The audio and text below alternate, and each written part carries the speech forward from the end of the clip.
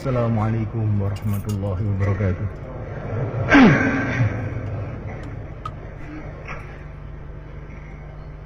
Innal hamdalillah nasta'inuhu wa nastaghfiruhu wa nu'minu bihi wa natawakkalu alayhi wa na'udzu bihi min shururi anfusina wa min sayyiati a'malina. من يهديه الله فلا مضل له ومن يضلل فلا هادي له. أشهد أن لا إله إلا الله وحده لا شريك له وأشهد أن سيدنا ومولانا وحبيبنا محمدا عبده ورسوله. اللهم صل وسلم وبارك عليه وعلى آله وأصحابه والتابعين لهم بإحسان إلى يوم الدين. أما بعد، فقد قال في كتابه الكريم: إن الذين قالوا ربنا الله ثم استقاموا تتنزل عليهم الملائكة ألا تخافوا ولا تحزنوا وأبشروا بالجنة التي كنتم توعدون. نحن أولياؤكم في الحياة الدنيا وفي الآخرة ولكم فيها ما تشتهي أنفسكم ولكم فيها ما تدعون نزلا من غفور رحيم. ومن أحسن قولا ممن دعا إلى الله وعمل صالحا وقال إنني من المسلمين.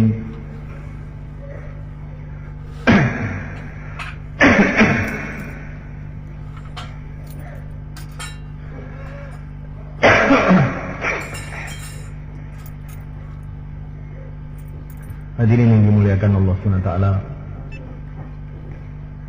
tidak ada perkara yang lebih penting dalam kehidupan manusia ini melebihi hidayah.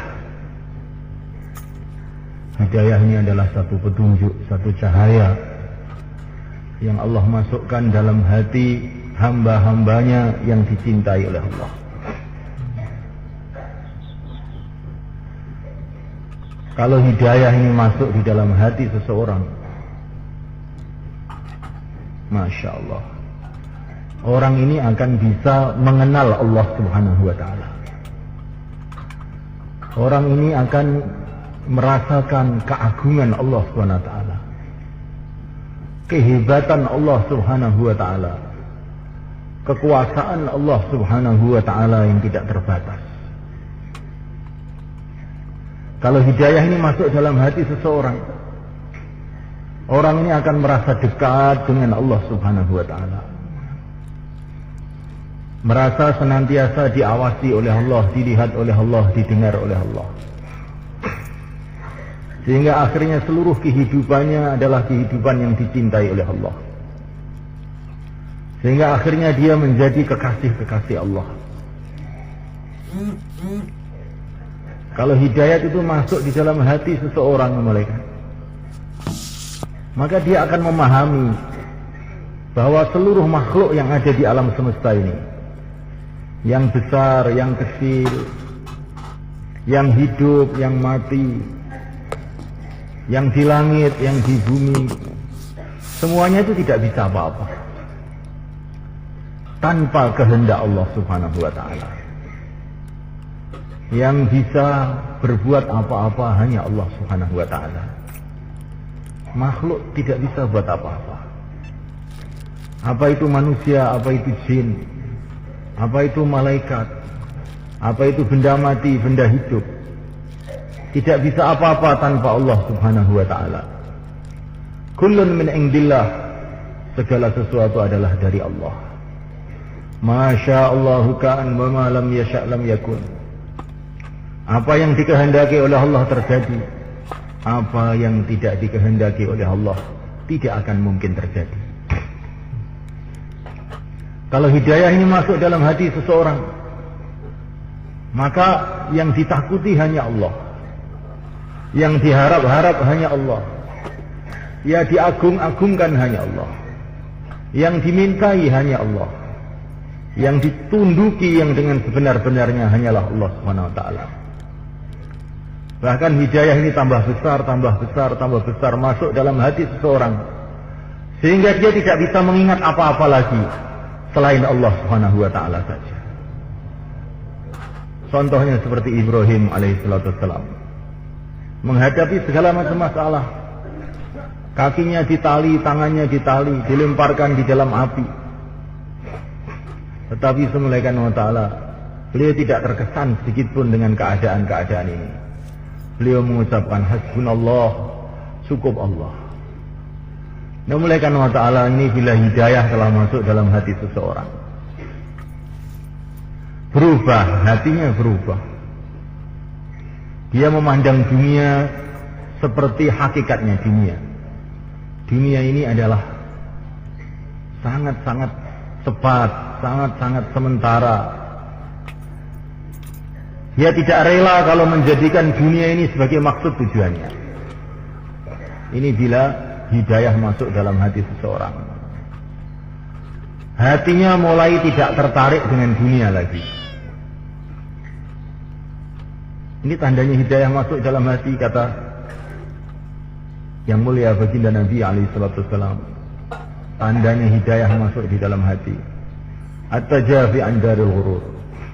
Hati mulai renggang, tidak tertarik lagi dengan dunia. Dulu melihat dunia ini seolah-olah dunia ini hebat. Dunia ini seperti hebat, seperti begitu sangat penting. Jabatan-jabatan dunia ini sepertinya sangat besar. Raja-raja itu kelihatannya sangat gagah. Itu sebelum hidayah masuk di dalam hati. Ketika masuk hidayah di dalam hati seseorang, maka memandang dunia ini jadi kecil. Raja-raja tidak gagah lagi. Orang-orang kaya tidak tampak indah lagi. At-tajafi an daril ghurur. Dunia ini tampak hina, tidak ada apa-apanya dunia ini. Memulaikan Allah SWT. Dunia ini menipu bagi orang-orang yang belum mendapatkan hidayah. Tapi kalau orang sudah mendapatkan hidayah, tidak bisa ditipu dengan dunia ini. Memulaikan Allah SWT. Kata Syekh Yusuf rahimahullah, orang tertipu dengan dunia karena mereka melihat keadaan sekarang. Seumpama manusia itu melihat akhir daripada kehidupan dunia ini, maka manusia tidak tertipu. Itulah orang yang mendapatkan hidayah. Apa akhir kehidupan dunia ini? Kematian. Akhir kehidupan dunia ini kematian. Awalnya adalah kelahiran. Kita ukur dunia ini dengan ini. Ukuran dunia itu apa? Dari kelahiran menuju kematian. Itulah dunia sebenarnya. Kalau dunia kita ukur menurut ukuran yang benar, dunia ini hanyalah kelahiran menuju kematian, maka dunia ini menjadi sangat kecil, tidak menarik lagi. Memulaikan Allah Subhanahu wa taala. Kalau hidayah masuk di dalam hati seseorang, maka hatinya mulai cenderung rindu pada negeri akhirat. Inabah ila daril khulud. Rindu kepada negeri akhirat. Cenderung kepada negeri akhirat. Menjadikan cita-cita hidupnya itu adalah negeri akhirat. Sebelum mendapatkan hidayat, pikirnya bagaimana dunia saya. Bagaimana dunia saya, bagaimana dunia saya. Setelah hidayat itu masuk dalam hati seseorang, berubah. Bagaimana akhirat saya? Bagaimana akhirat saya? Bagaimana akhirat saya?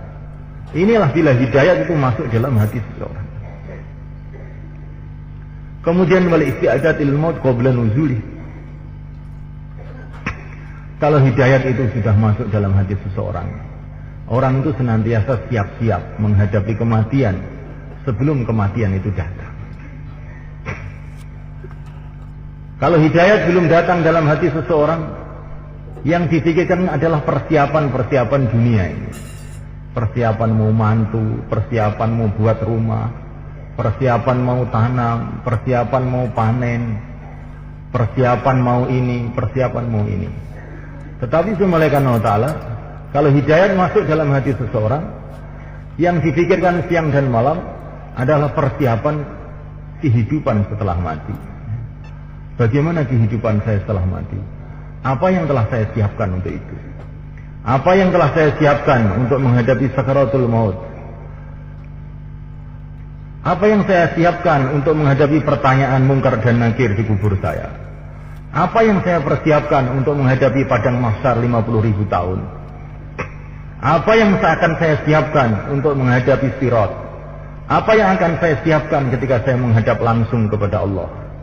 Ketika Allah bertanya kepada aku, engkau habiskan untuk apa umur kamu di dunia dulu, hai hambaku? Ini kalau hidayat masuk di dalam hati seseorang. Namulaikan Allah Subhanahu wa Ta'ala. Maka ini pentingnya hidayat. Intinya usaha para nabi, para rasul. Intinya usaha para ulama. Intinya usaha para aulia. Semuanya adalah usaha bagaimana nur hidayat itu masuk dalam hati kita, sehingga kita ini bisa berjalan pada jalan yang benar. Kita mengenal keagungan Allah SWT, kehebatan Allah, kekuasaan Allah, sehingga kita mencintai Allah melebihi segalanya, takut kepada Allah melebihi segalanya, tunduk kepada Allah melebihi segalanya. Inilah yang dicari, yang dicari oleh para nabi, para rasul, para wali-wali Allah. Cahaya hidayah. Namulaikan Allah Subhanahu wa Ta'ala. Dan hidayah ini hanyalah dari Allah Subhanahu wa Ta'ala. Yang bisa memberikan hidayah hanyalah Allah Subhanahu wa Ta'ala. Innal huda hudallah. Tetapi semulaikan wa Ta'ala, Allah telah memberikan kepada kita dengan kasih sayangnya usaha-usaha, amalan-amalan yang bila amalan-amalan ini kita kerjakan, mulaikan Allah Subhanahu wa Ta'ala akan memberikan nur hidayah dalam hati kita. Di antara amalan-amalan itu semulaikan adalah doa.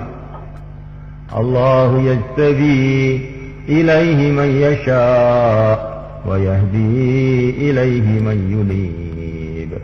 Allah akan memberikan hidayah kepada orang yang yunib, yang senantiasa doa kepada Allah. Maka semestinya kita senantiasa doa kepada Allah. Ya Allah turunkanlah hidayat, ya Allah turunkanlah hidayat, ya Allah turunkanlah hidayat. Diulang-ulang. Ya Allah turunkanlah hidayat, ya Allah turunkan hidayat. Ma zalal abdu yaqulu ya Allah, ya Allah, ya Allah, hatta yujibahu, kata Nabi alaihi salatu wassalam. Tidak henti-hentinya seorang hamba itu mengucapkan ya Allah, ya Allah, tidak henti-henti. Ya Allah, ya Allah, ya Allah, akhirnya doanya diterima juga oleh Allah SWT. Maka doa yang paling penting adalah doa hidayah. Kalau hidayah ini datang dalam diri seseorang, maka dia akan sukses dunia akhirat. Dia akan mulia dunia akhirat. Ya Allah turunkan hidayah, ya Allah turunkan hidayah. Dan kalau kita minta hidayah semulaikan, janganlah kita minta untuk diri kita sendiri, tapi kita minta juga untuk anak kita, keluarga kita, tetangga-tetangga kita, dan umat di seluruh alam. Karena dikatakan dalam satu hadis, kalau kita ini berdoa untuk orang lain, maka para malaikat akan berdoa untuk kita. Maka ya Allah turunkan hidayat untuk diri saya, ya Allah. Turunkan hidayat untuk keluarga saya. Turunkan hidayat untuk anak cucu saya. Ya Allah turunkan hidayat untuk tetangga-tetangga saya. Ya Allah turunkan hidayat untuk umat Islam di seluruh alam. Ya Allah turunkan hidayat. Ya Allah turunkan hidayat. Ya Allah turunkan hidayat di seluruh alam. Maka nanti semulaikan Allah Ta'ala, kalau datang hidayat di Amerika, kita dapat pahalanya juga. Kalau datang hidayat di Rusia, kita dapat pahala juga. Kalau ada orang mendapatkan hidayah di puncak-puncak gunung, maka kita dapat pahalanya juga. Karena kita ikut berdoa buat mereka. Ya Allah turunkan hidayat, ya Allah turunkan hidayat, ya Allah turunkan hidayat. Nah, mulaikan Allah Subhanahu wa Ta'ala. Kemudian yang kedua, amalan yang kedua supaya kita mendapatkan hidayat adalah dengan kita ini senantiasa mengamalkan sunnah-sunnah Nabi. Wattabi'uhu la'allakum tahtadun. Ikutilah Nabi, pasti kamu dapat hidayat. Jadi apa saja amalan yang pernah dibuat oleh Nabi, kalau kita ikuti nanti itu akan mendatangkan nur hidayat dalam hati kita. Maka sunnah-sunnah Nabi, apa saja bentuknya, kalau kita amalkan niatnya mengikuti Nabi, nanti akan mendatangkan nur dalam hati kita. Walaupun itu kelihatannya amalan yang mudah, tidur umpamanya, tetapi kalau kita ikut Nabi, nanti tidur kita ini akan mendatangkan hidayah. Walaupun itu namanya makan, tapi kalau kita niatkan hanya ikut Nabi, saya makan karena ikut Nabi, maka makan kita nanti akan jadi asbab hidayah. Kita duduk mengikuti cara sunnah, maka nanti akan mendatangkan hidayah dalam hati kita. Jadi kita duduk karena ikut Nabi, tidur karena ikut Nabi, kita kawin karena ikut Nabi, kita pergi ke pasar karena ikut Nabi. Kalau kita pergi ke pasar karena kita ini memang cinta dengan harta dan uang, maka kita baru berangkat, kita akan lupa dengan Allah SWT. Hati kita akan jadi gelap. Tapi kalau kita pergi ke pasar, niatnya itu mengikuti sunnah Nabi, mau menghidupkan agama di pasar, maka baginda Nabi SAW mengatakan, man amsa kalan min amali yadih amsa maghfuran lahu.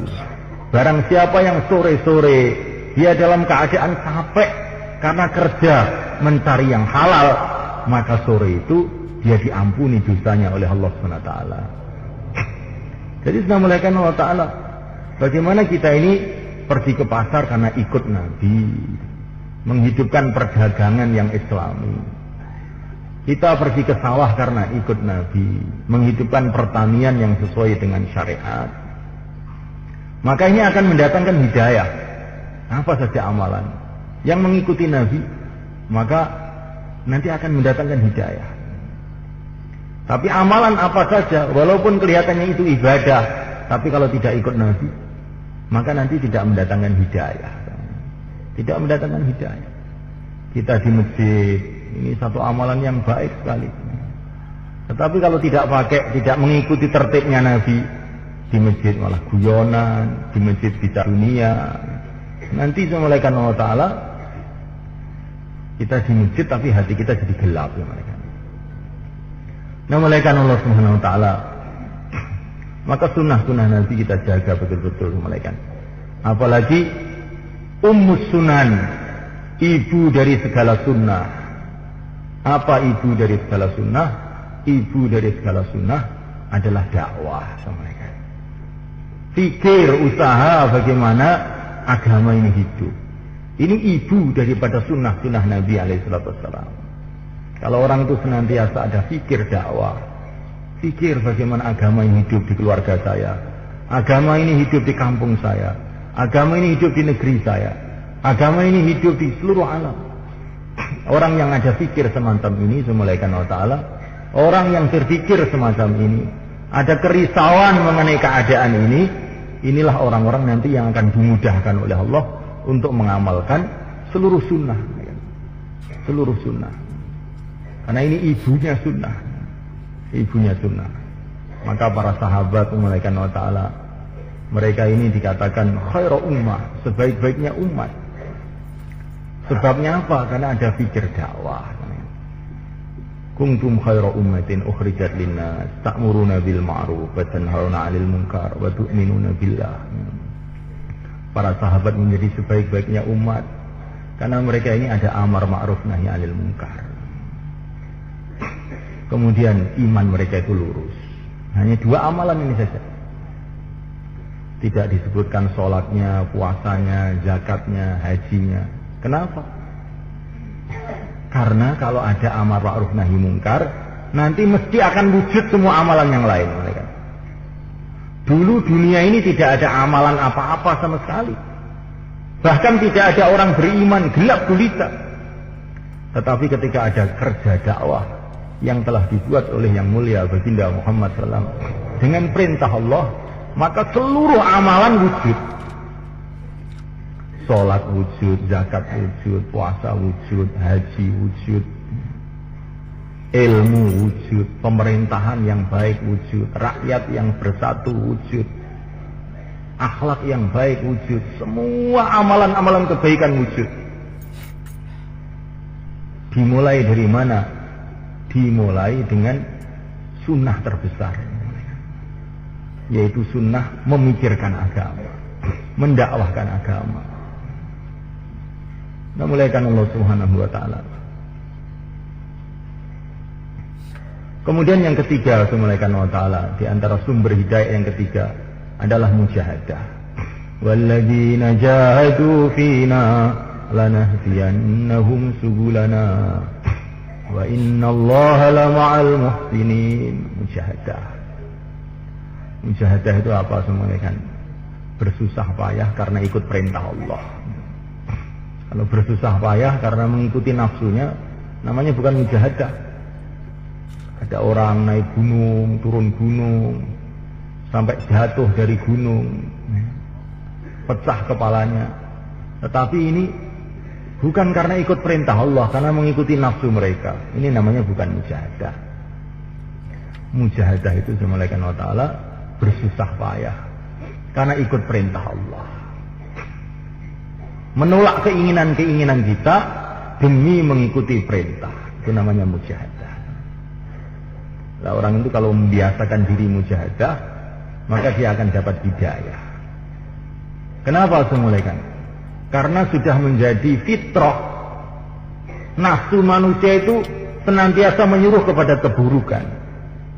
Innan nafsala ammaratum bisu, kata Nabi Yusuf alaihissalatu wassalam. Namanya nafsu manusia itu selalu menyuruh kepada keburukan. Ya, memulaikan Allah Ta'ala, kalau orang itu punya prinsip menentang nafsunya, maka dia akan terjauh dari keburukan, masuk dalam kebaikan-kebaikan. Memulaikan Allah Subhanahu wa Ta'ala, diceritakan dalam kitab Qasasun Nabiyyin karangannya Imam Sa'alibi. Itu dulu di Mesir itu ada seorang pendeta Nasrani. Pendeta Nasrani ini dia punya keajaiban-keajaiban. Sehingga kalau dia ini memanggil burung-burung, burung-burung akan datang. Binatang-binatang tunduk kepada dia. Sehingga banyak orang tuh terpesona, terpencut dengan pendeta tadi. Maka seorang ulama telah risau mengenai keadaan ini. Dia merenung dalam hatinya, apa yang harus saya buat? Ini kalau pendeta ini terus begini, bahaya ini kepada umat Islam. Maka dia memutuskan dalam hatinya, akan saya datangi pendeta ini, akan saya ajak masuk Islam. Kalau tidak, akan saya penggal kepala dia ini, supaya tidak difitnah buat umat Islam, katanya dia. Maka dia datang kepada pendeta itu. Langsung saja, saya datang ke sini mengajak kamu masuk Islam. Maka pendeta tadi merenung sebentar. Setelah merenung sebentar, iya, Tuhan, saya siap masuk Islam, katanya. Maka ulama tadi heran, bagaimana kamu bisa mudah sekali masuk Islam seperti ini? Bagaimana? Nah, mulaikan Allah Subhanahu wa Ta'ala. Maka pendeta tadi mengatakan, saya ini punya kebiasaan, punya amalan, apa saja kemauan nafsu saya senantiasa saya tolak. Oleh karena itu Allah telah memberikan kepada aku macam-macam keistimewaan. Gara-gara apa kemauan saya mesti saya tolak. Nah, ketika kamu mengajak saya masuk Islam, saya tanya hati saya, mau nggak masuk Islam? Maka hati saya mengatakan tidak mau, katanya. Maka langsung saya masuk Islam. Nah, maka saya langsung masuk Islam. Jadi semulaikan Allah Ta'ala, orang kafir gara-gara punya prinsip menentang nafsunya, akhirnya dapat hidayah. Nah, kita ini belajar menentang nafsu kita. Mulaikan Allah Subhanahu wa Ta'ala. Kalau orang itu mengikuti nafsunya terus, baman adallu mimman ittaba'a hawahu bighairi hudan minallah. Nanti lama-lama itu Jadi sangat-sangat tersesat. Sehingga dia ini masih ngaku Islam, tapi sudah tidak tahu sama sekali mengenai Islam. Kemarin itu saya mendengar berita itu lucu tuh. Itu di negeri Inggris. Di negeri Inggris, negerinya orang-orang kafir, itu di DPR-nya Inggris itu ada musyawarah. Beberapa orang di sana itu usul, bahkan yang usul ini pendeta-pendeta Nasrani yang usul supaya diperlakukan syariat Islam di negeri Inggris. Nah, kan aneh mereka. Terutama dalam 3 hal. Mengenai perkawinan, mengenai perbangan, kemudian mengenai warisan.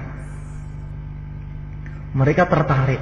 Ternyata hukum Islam itu paling sesuai untuk kehidupan manusia, katanya.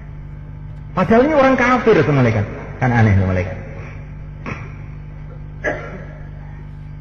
Di saat hari ini orang Islam ada yang mengatakan ini hukum Islam, syariat Islam kurang sesuai, macam-macam. Masya Allah. Ini orang kafir mengatakan ini yang paling sesuai itu adalah syariat Islam, katanya mereka. Di Inggris itu semulai kan, karena usulan-usulan wanita-wanita, emansipasi. Itu kalau orang itu cerai, itu harta suaminya itu dikasihkan istrinya semua. Maka wanita-wanita gembira dengan aturan ini. Betul-betul kemajuan besar. Orang kalau cerai, hartanya dikasihkan istrinya semua. Kan ini satu kemajuan, satu keberuntungan bagi wanita-wanita di sana. Tapi apa yang terjadi setelah itu? Ini tidak sesuai dengan syariat Allah. Akhirnya malah yang terjadi itu sebaliknya. Laki-laki takut kawin di sana itu. Akhirnya wanita nggak ada yang laku di sana itu. Jadi kelihatannya wanita itu bangga, wah seneng wis. Undang-undangnya semuanya itu mendukung wanita. Tapi ternyata malah wanita jadinya nggak laku, orang takut kawin. Karena risikonya perkawinan seperti itu.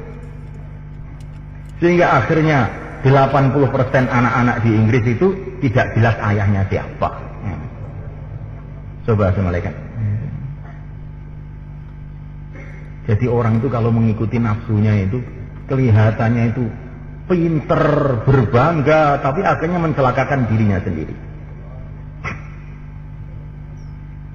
Ini salah satu contoh.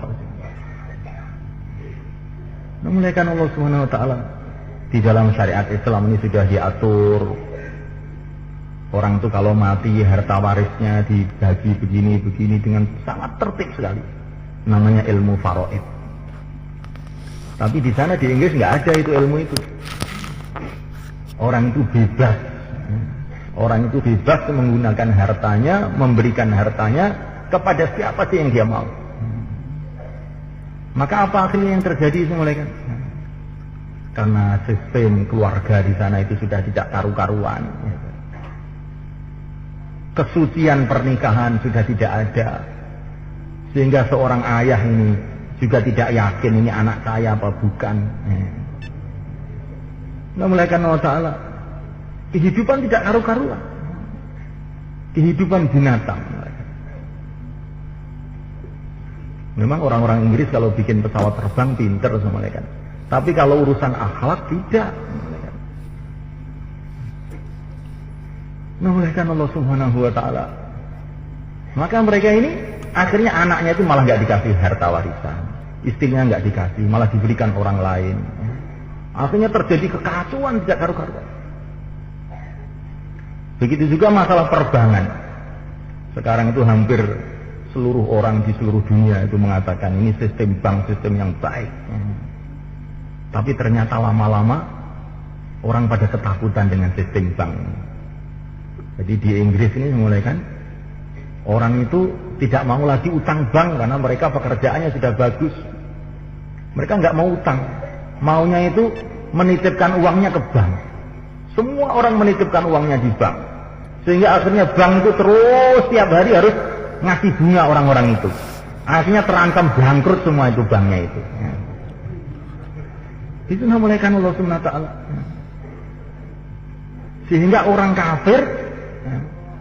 kafir usul sekarang. Bagaimana kalau sistem bank Islam itu diberlakukan di Inggris? Kan aneh sekali. Ketika kemarin saya di Bangladesh, Istimewa Bangladesh itu ada satu jamaah dari Amerika Latin, dari Amerika Latin. Ini ada satu negeri kecil di Amerika Latin, namanya lupa saya itu negeri itu. Dia mengatakan, ini negeri kami, ini negeri orang Islam cuma 5%. Tapi ada keanehannya, semua bank di negeri kami pakai syariat Islam. Kan aneh mereka. Jadi Assalamualaikum warahmatullahi wabarakatuh. Ini kalau orang tidak mujahadah, walaupun dia ini orang Islam, akhirnya tidak tahu Islam, bahkan menentang Islam, na'udzubillah. Assalamualaikum warahmatullahi wabarakatuh. Maka ini perlunya kita ini mujahadah, membiasakan diri menentang nafsu. Membiasakan diri menentang nafsu karena Allah. Nanti hidayah itu akan datang. Jam 3 malam, nafsu kita mengajak untuk tidur dengan nyenyaknya. Kita perangi nafsu kita jam 3 malam. Kita bangkit. Kita wudu, kita sholat. Merengek-rengek kepada Allah. Ya Allah, ya Allah, ya Allah. Ini doa-doa kita akan diterima oleh Allah SWT.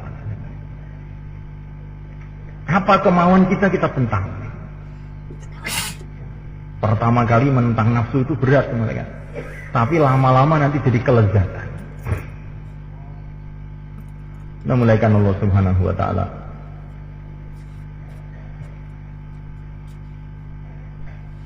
Para ulama-ulama, para aulia, orang-orang dulu mulaikan mendapatkan pengalaman-pengalaman iman ketika mereka ini mujahadah. Contohnya ahli Badar.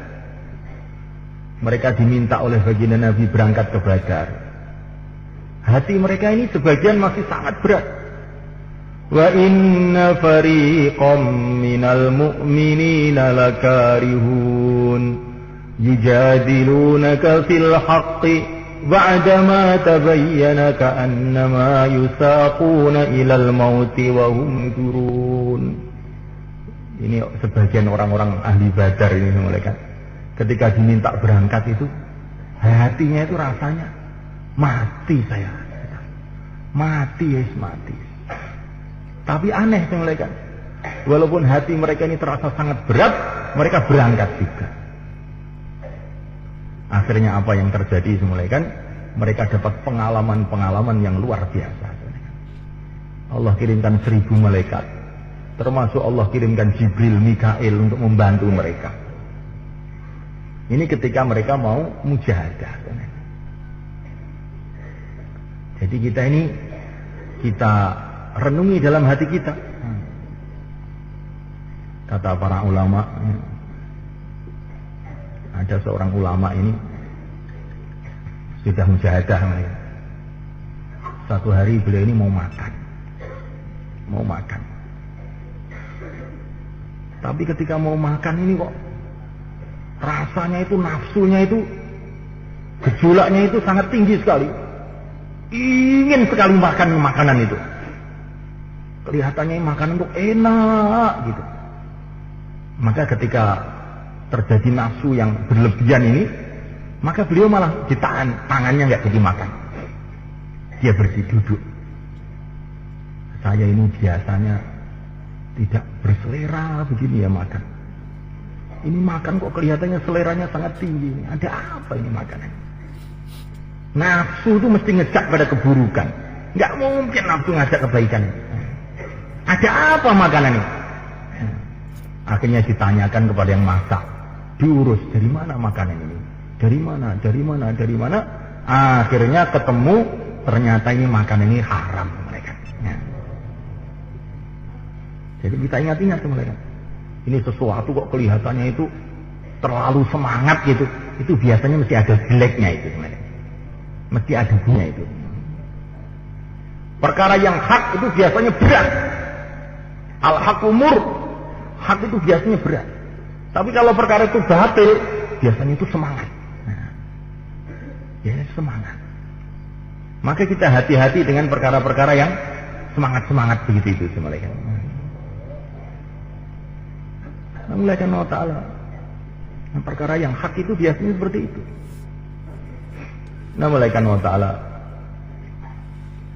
Kemarin itu ada orang itu cerita sama saya. Saya itu mau bikin masjid dan pesantren. Baru ya, mau mulai bikin sedikit gitu. Itu tetangga-tetangga sudah ramai. Komentar begini, menjelekkan saya, macam-macam. Ya. Pokoknya uang wis orang dukung tapi malah nyeneni kabeh. Gitu. Maka akhirnya saya datang ke seorang ulama. Pak Kiai, saya ini mau bikin masjid. Baru bikin itu loh. Orang-orang itu komentarnya sudah mau macam-macam. Saya ini dituduh begini, tuduh begini. Bagaimana ini?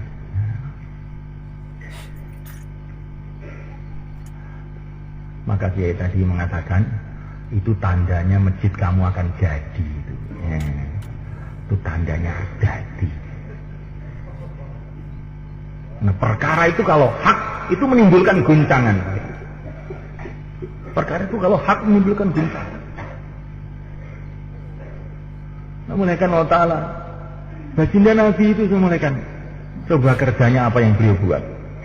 Cuma datang dari rumah ke rumah. Bertemu satu orang, dua orang. Ayuhan nas qulu la ilaha illallah tuflihu. Hai manusia, katakanlah la ilaha illallah, kamu akan sukses.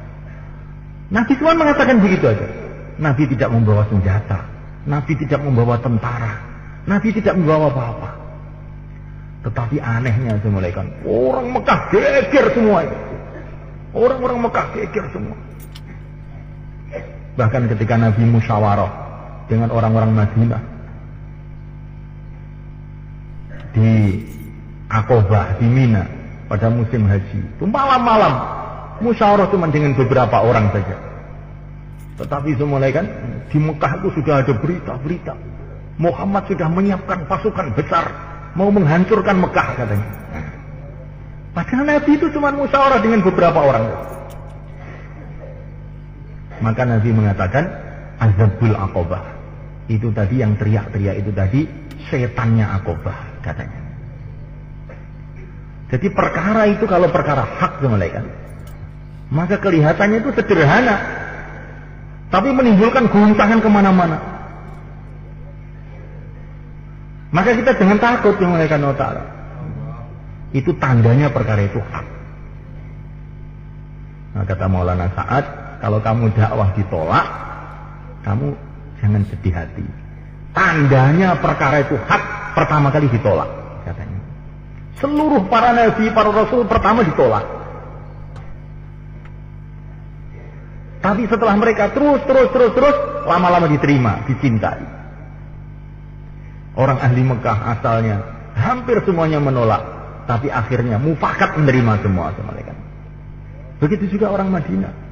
Begitu juga Jazirah Arab. Jadi semulaikan Allah Ta'ala ini namanya mujahadah. Orang itu berpikir Nabi dulu bagaimana. Jangan berpikir terkesan dengan suasana-suasana dan keadaan. Ini mujahadah dalam pemikiran. Kalau orang pikir tidak mujahadah, pokoknya ya keadaan yang ngono ya ditompo ngono. Tapi kalau pikir-pikir mujahadah, tidak seperti itu semuanya.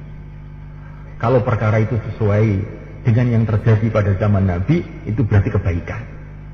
Tapi kalau perkara itu tidak sesuai dengan apa yang terjadi pada zaman Nabi, itu berarti bukan kebaikan. Walaupun itu menyenangkan, tapi kalau tidak sesuai dengan Nabi, maka ini keburukan. Maka ketika harta datang dari segala arah menuju Madinah Al-Munawwarah, maka Sayyidina Umar radhiyallahu ta'ala anhu menangis mereka. Maka ditanya oleh para sahabat, Kenapa Tuhan menangis? Ini kan waktu syukur. Harta dari seluruh dunia telah datang ke Madinah. Maka Sayyidina Umar mengatakan, ini bukan kebaikan, katanya. Seumpama ini kebaikan, datangnya harta ini kebaikan, tentu akan datang pada zaman Nabi dan Abu Bakar, katanya. Karena Abu Bakar dan Nabi dan Abu Bakar lebih baik dari kita. Kenapa itu pada zaman Nabi dan Abu Bakar harta tidak datang pada beliau? Ini menunjukkan bukan satu tanda-tanda kebaikan. Sayyidina Umar radhiyallahu ta'ala anhu mengatakan, sudah menjadi fakta sejarah, kalau harta benda itu datang akan terjadi perpecahan, katanya. Kan aneh kan pemikiran Sayyidina Umar itu. Dan kita sekarang itu harus mengikuti cara berpikir yang seperti ini. Nah, umpama wong dakwah wis sugih kabeh, di sepeda motor kabeh, mobil kabeh, kira-kira dakwah ndang maju. Kanjeng Nabi nu gadah mobil, napa para sahabat gadah sepeda motor, Pak. Lah niku zaman semanten dereng enten, tapi Gusti Allah iso gak gawe sepeda motor? Iso gak Gusti Allah gawe pesawat terbang? Lah Gusti Allah nglakokne srengenge terbang jutaan tahun iso. Apa gawe pesawat terbang gak iso? Nek Allah harus ngeresakne maringi pesawat terbang teng Kanjeng Nabi pun ya Allah kuasa, Pak. Tak diringi Kanjeng Nabi enten Nabi Sulaiman. Mboten sah pesawat terbang. Nek mlaku numpak angin. Gitu. Terus kan Gusti Allah kuasa. Jadi majune dakwah niku mboten nek wong dakwah ndek pesawat terbang, mboten. Nek wong dakwah niku nderek Kanjeng Nabi, adik maju. Jamaah jalan kaki. Insyaallah malaikat. Jadi kemajuan agama ini malaikat Allah Ta'ala ada ukurannya. Jangan kemajuan agama kemudian kita ukur dengan ukuran orang-orang dunia. Nah, malaikat Allah Ta'ala Sayyidina Abu Bakar As-Siddiq radhiyallahu ta'ala anhu punya iman yang begitu tinggi sehingga doa-doanya makbul. Sayyidina Umar radhiyallahu ta'ala anhu punya iman yang begitu tinggi sehingga kekuatan rohaninya ini telah menjadikan berjuta-juta manusia berbondong-bondong masuk agama Allah. Karena hartanya, karena rumahnya, karena bajunya. Bukan malaikat. Karena ittiba'nya, mengikutinya dengan telitinya kehidupan yang mulia baginda Muhammad sallallahu alaihi wasallam.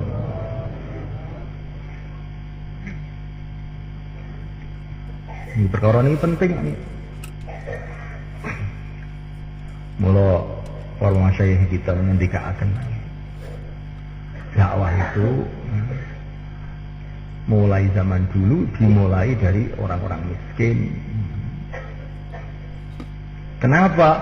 Karena dengan dakwah itu dimulai orang-orang miskin, dakwah itu jadi mudah. Dakwah itu mudah. Karena maksud dari dakwah itu apa? Maksud dari dakwah itu supaya hati itu bergantung dengan Allah. Itulah maksudnya. Nah, orang miskin itu orang yang paling mudah bergantung kepada Allah. Karena uang nggak punya, jabatan nggak punya, pengaruh nggak punya, koneksi nggak punya.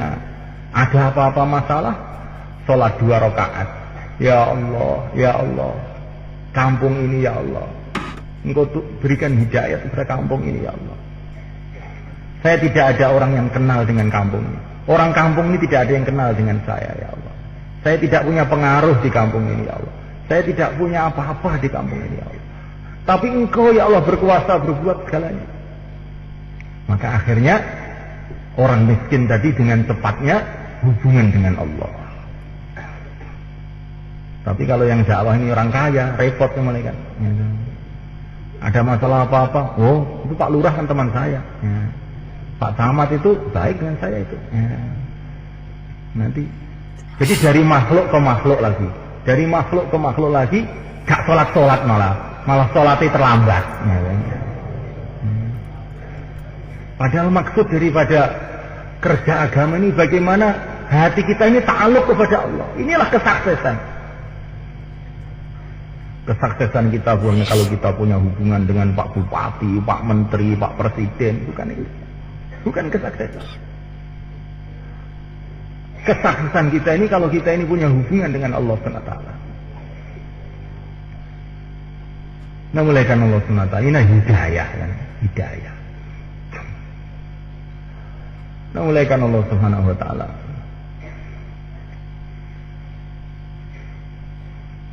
Maka untuk supaya kita mendapatkan ini semua mulaikan, kita keluar di jalan Allah. Insyaallah mulaikan. Kalau kita keluar di jalan Allah mulaikan, ini nanti semua mudah dikerjakan. Doa mudah dikerjakan, mengamalkan sunnah mudah dikerjakan.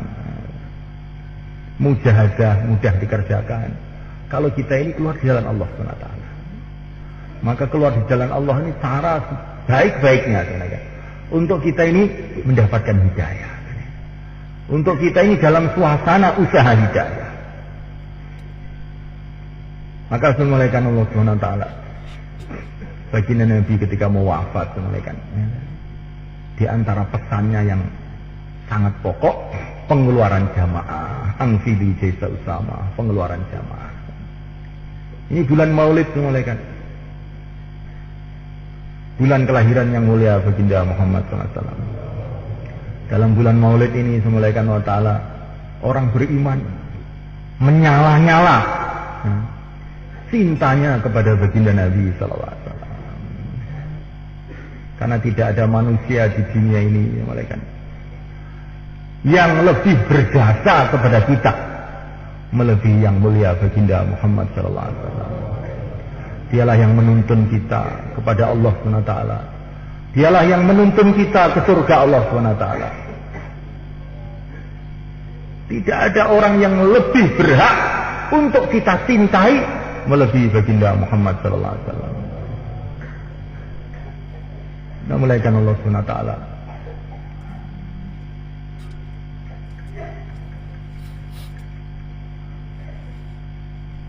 La yu'minu ahadukum hatta yakuna Allah wa rasuluhu ahabba ilaihi mimma sibahuma.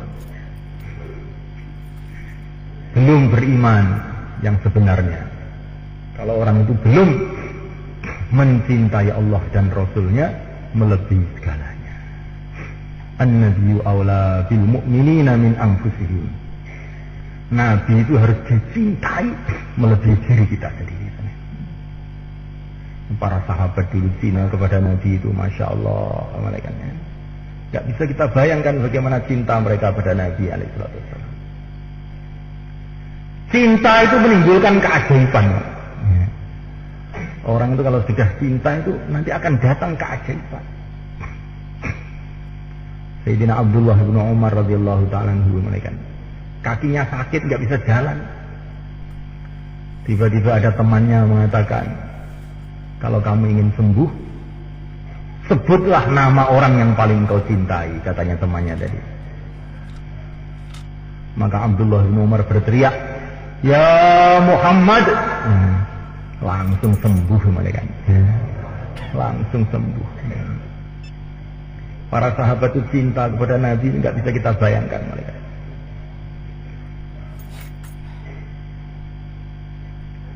Mulaikan Allah Subhanahu wa taala.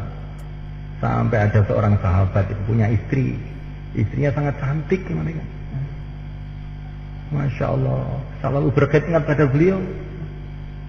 Tapi satu saat istrinya itu mencaci Nabi, langsung ditekek mati mereka. Langsung dibunuh itu ya. Cintanya sahabat kepada Nabi itu kayak begitu. Cintanya para sahabat kepada Nabi. Memang kita ini harus begitu semuanya kan. Kita ini harus lebih mencintai Nabi, melebihi segalanya. Nah, malaikat Allah Ta'ala, seorang sahabat datang kepada Nabi.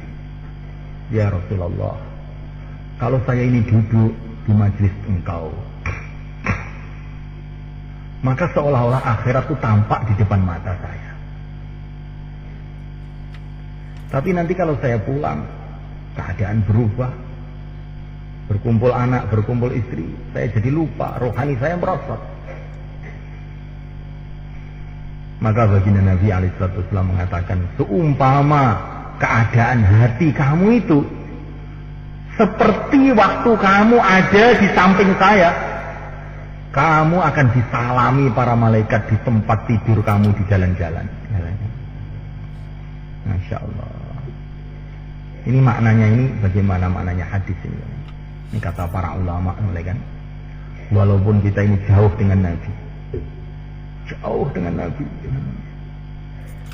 tetapi kalau kita ini merasa dekat dengan Nabi, seolah-olah kita ini duduk di majelis Nabi, dekat dengan Nabi, maka kita nanti di mana-mana akan disalami para malaikat. Dalam satu hadis dikatakan, kalau orang itu disalami malaikat, ada tandanya, rokok qalbuhu wa kasurat dumu'uhu. Hatinya jadi tipis, banyak nangis. Ini orang kalau disalami malaikat tuh jadinya kayak begitu. Hatinya jadi tipis, banyak nangis. Nah, supaya kita ini senantiasa disalami malaikat itu bagaimana? Kalau kita ini walaupun jauh dari Nabi, rasa hati kita ini seolah-olah kita ini bersama Nabi, duduk bersama Nabi, di majelisnya Nabi. Nah, untuk membuat suasana seperti itu bagaimana? Kita keluar di jalan Allah, insya Allah malaikat. Kalau kita nanti keluar di jalan Allah, kita berjalan, kita buat jaulah, kita hadirkan dalam hati kita, seolah-olah kita ini jaulah bersama Nabi alaihissalam. Kita nanti buat taklim, seolah-olah kita ini taklim bersama Nabi alaihissalam. Kita nanti sholat berjamaah dengan soft-soft yang rapi, tepat pada waktunya, seolah-olah kita ini bersama Nabi alaihissalam. Kita nanti jam 3 malam bangun menangis kepada Allah, seolah-olah kita yang menangis sama bagian Nabi alaihissalam. Nah, kalau itu ada dalam kehidupan kita, malaikat, nanti kita akan disalami malaikat, sehingga hati kita akan jadi bersih. Hati kita akan jadi bersih. Ini jalan paling mudah, yaitu dengan kita keluar jalan Allah. Insyaallah malaikat.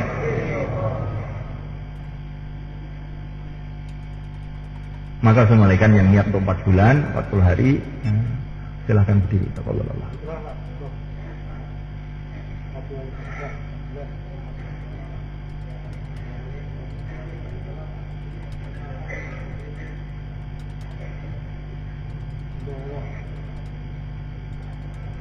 Monggo. Kanulan santos dinten jumeneng Pak, monggo.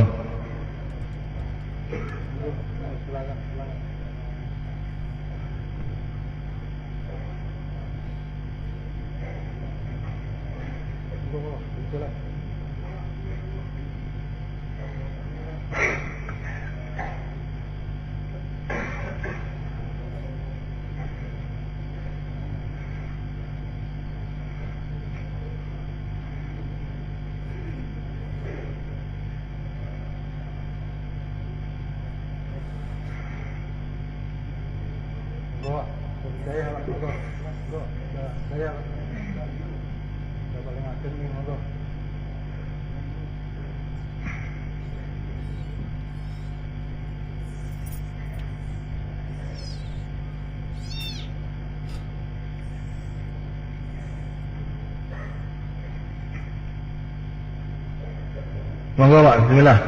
4 bulan, 40 hari, 10 hari. Sing dek wingi nika ajeng niat 10 dina. Tapi ternyata niku dereng. Nggih. Semerut tiyang ini, insyaallah Bang nggih. Ngene. Wis niat 10 dina, wis dicatet ben malam Selasa dicatet, ngene. Sampai sing nyatet niku apal. Sing dicatet malah lali, ngene. Masya Allah, luar biasa kan ini. Monggo Pak, monggo, bismillah, monggo. Kawan dosa dinten, kawan ulan, monggo. Dosa dinten, dimenang Pak, monggo. Latihan mujahadah Pak, latihan mujahadah. Amprat-amprat ngoten niku sing ganjarane sing akeh, nggih. Monggo.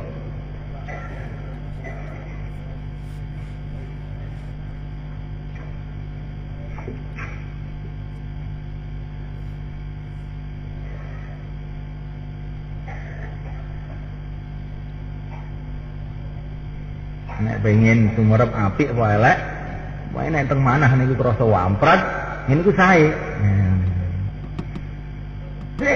Angane antep niku wonten isine. Amalan niku ngabot berarti enten isine. Nah, monggo. 4 bulan, 40 hari, monggo jumeneng idul kok, monggo. 10 dina, pinten-pinten mawon, monggo jumeneng. Pinten-pinten mawon jumeneng, monggo. Seminggu. Dan pinten, monggo. Lah kok barang itu, Pak, monggo. Bagus jajah kita.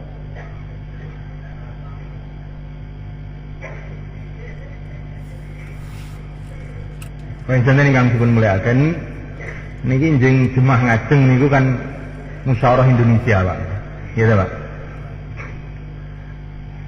Dan niki dipun suwun mengke keluarga jenengan, istri-istri jenengan damel amalan, Pak nggih. Damel amalan saged poso sedaya, Pak. Poso surat Yasin, griya-griya supados musyawarah kita niku mengke dadi musyawarah sing barokah, Pak. Musyawarah ini jadi asbab hidayat dan kekuatan rohani ini. Posone mulai awal ngelangkung sae. Niki jenengan binjing nek kondur teng dalem diceritani kanca-kancane karkane perkara penting. Musyawarah supaya musyawarah ditampa karo Allah, betul gawe amalan damel. Terus nomor kali ruhi musyawarah niku nek ngedalni jamaah, Pak. Mula mengki enten mahalah-mahalah men halah-halah dipun pikiraken mengki saking musyawarah niku mengki dinten Senin enjing niku berarti ngedalake jamaah. Insyaallah, Bang nggih.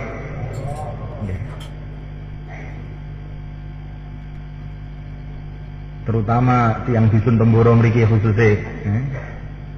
Luwih malih yang disen Temboro mriki desemdi mahalah-mahalah dipun kiyataken malih amalan-amalane. Sehingga enten nur dan musyawarah enten nur. Niki musyawarah mboten kados musyawarah DPR, MPR ajeng engkel-engkelan mboten. Tapi niki musyawarah ajeng golek nur niki wau. Nggih. Engko perlu ndongane kudu akeh, nangise kudu akeh. Sebatas kampung kita ini dipilih dening Gusti Allah. Kados kampung Madinah Al-Munawwarah. Insyaallah, Bang nggih. Kampung-kampung sekitar itu. Mungkin nek musyawarah niki ditampi kali Allah, dampake niku barokah niku dadi teng kampung-kampung kita, griya-griya kita, seluruh. Makanya sedaya itu mikiraken. Nah niki kita muzakarah 3-3 kawan-kawan nggih. Monggo.